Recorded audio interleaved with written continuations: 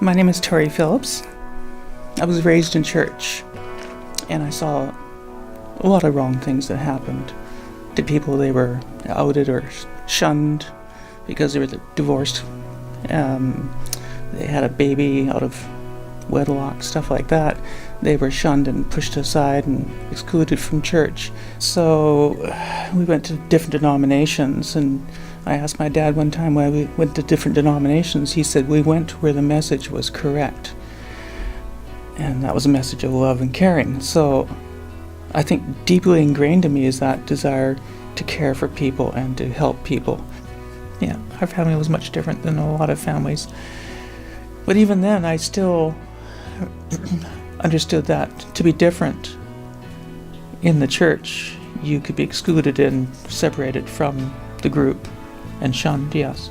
So you kind of narrow down your personality and you become the group. When I came out to my parents, they said, "We're so sorry, what can we do to help?" And I said, "I don't need your help. Everything's good. I've got full support, and all I want is your love." They said, "You got it." And so at that point I was between churches, and then I founded an inclusive, welcoming, accepting church. They're very supportive. They allowed me to start a trans support group, an outreach into the trans community, and some of the most spiritual people in the church are the trans people because they're willing to shift as they feel directed. It's a beautiful thing. As a trans Christian, I feel like I'm sitting on the fence between two communities, the GLBT non-Christian community and the Christian community that's not GLBT. And I'm trying to reach into both communities, and both communities reject me. And that hurts. But I'm not willing to pick the Christian community. And I love the GLBT community, but I'm like oil and water for them because I'm Christian. So it hurts to stay in that spot. But I have to. I have to be that connection point to help heal both sides. Yeah.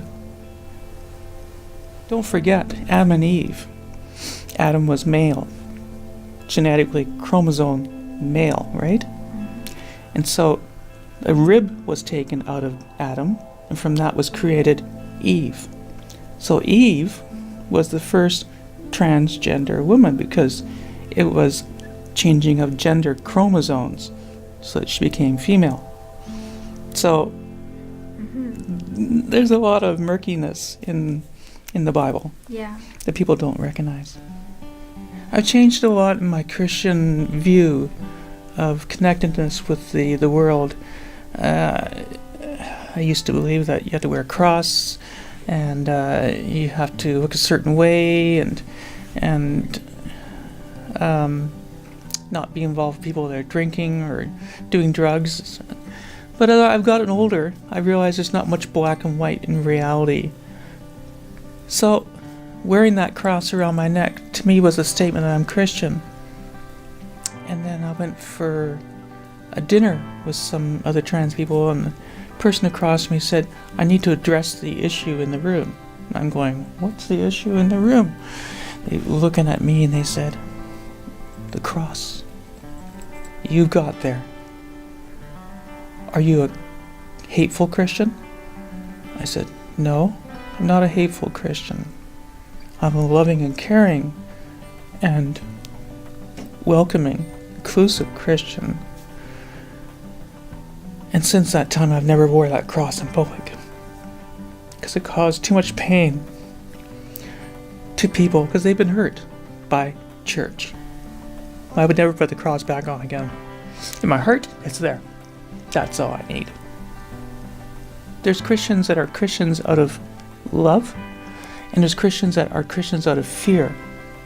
I choose the love-based.